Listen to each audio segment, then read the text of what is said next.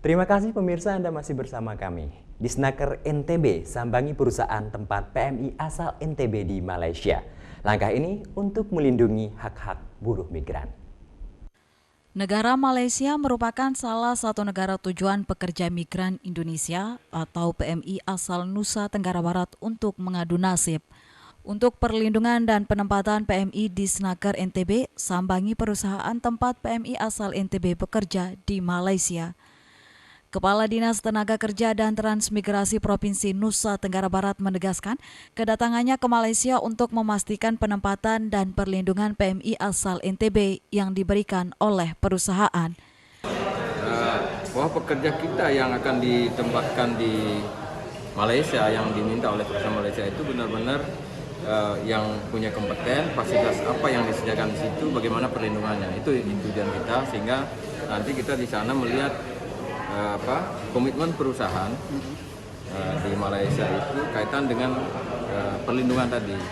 Selain itu, berbagai calon PMI NTB telah disiapkan berbagai bekal keterampilan agar dapat bekerja optimal. Dari Malaysia, Vinka Andini, iNews melaporkan. Masyarakat adat Kabupaten Lombok Utara melakukan ritual ngasuh bumi paer Dayan Gunung. Event terakhir karya Anak Agung ini ditandai dengan ritual mengubur kepala kerbau di Gunung Malang. Masyarakat adat Kabupaten Lombok Utara melakukan ritual adat ngasuh bumi paer Dayan Gunung, event terakhir yang dirangkai dalam karya Agung Dayan Gunung.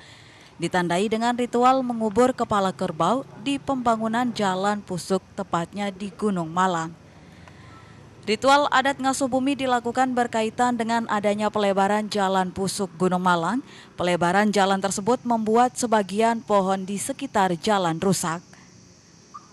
Mangku Bajang Raden Prawangsa Jayaningrat mengatakan, rangkaian peristiwa ini berkaitan dengan proyek fisik di Pusuk, proyek yang akan memberikan dampak baik terhadap pengguna jalan tersebut. Masyarakat adat Dayan Gunung masih menyimpan prosesi adat ngasuh bumi. Diakuinya cukup berat menjalankan itu mengingat tidak semua daerah menjalankannya. Ini adalah wet adat Sasak Dayan Gunung secara umum. Tentunya di sini ada berbicara Bayan di situ karena dia merupakan satu kesatuan. Bayan tidak bisa berdiri sendiri, begitu juga dengan Sokong tidak bisa berdiri sendiri. Jadi dia saling kait mengait. Artinya sebenarnya mulai dari timur ini, baik begitu Sembalun sebenarnya sampai di Mambalan itu punya kaitan sebenarnya. Nah, hingga pada akhirnya di hari ini puncaknya kami mengundang sih sebenarnya beberapa para orang tua kita, terlebih khususnya masyarakat tokoh adat, jadi baik dari Sembalun, ada Lombok Timur, Lombok Tengah, Gerung dan lain sebagainya, tentunya mengaitkan itu sebenarnya bahwa kita ini adalah keluarga besar sebenarnya yang mungkin selama ini sudah jarang saling cari dan apa segala macam. Nah, lewat momentum ini adalah mencoba merekatkan kembali hubungan-hubungan terdahulu. Harapan ke depannya bahwa prosesi-prosesi seperti ini tetap terjaga, tetap terpelihara. Artinya kita sangat paham bagaimana era sekarang begitu dengan gempuran modernisasi dengan segala macam tentunya berat juga bagi kami. Tentunya pada hari ini bahwa kami menyatukan persepsi bahwa melalui sangkep atau gundam adat bahwa prosesi ini harus kita lakukan.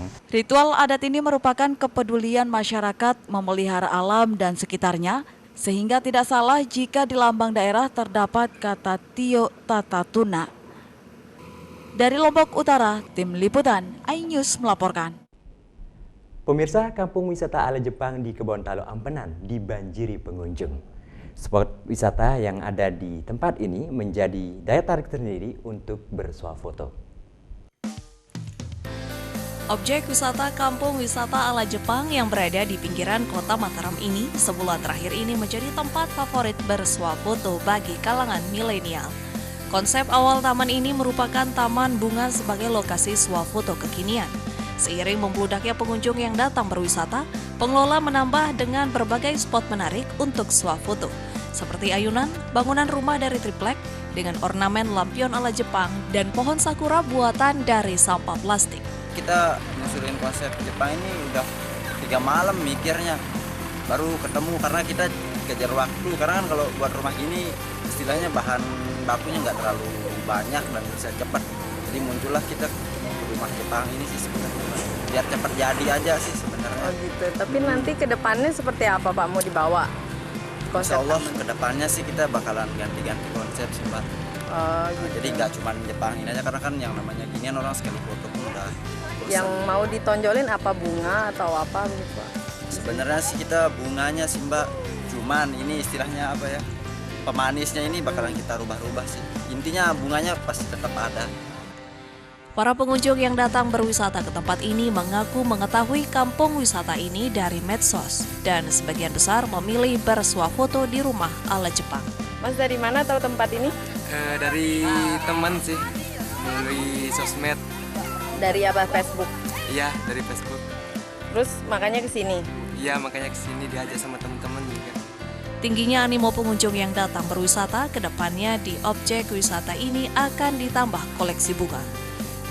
Kampung wisata berdiri di atas lahan sewaan seluas 22 are tersebut sudah mulai viral di media sosial sebulan terakhir ini dan rata-rata per hari mencapai 200 lebih pengunjung.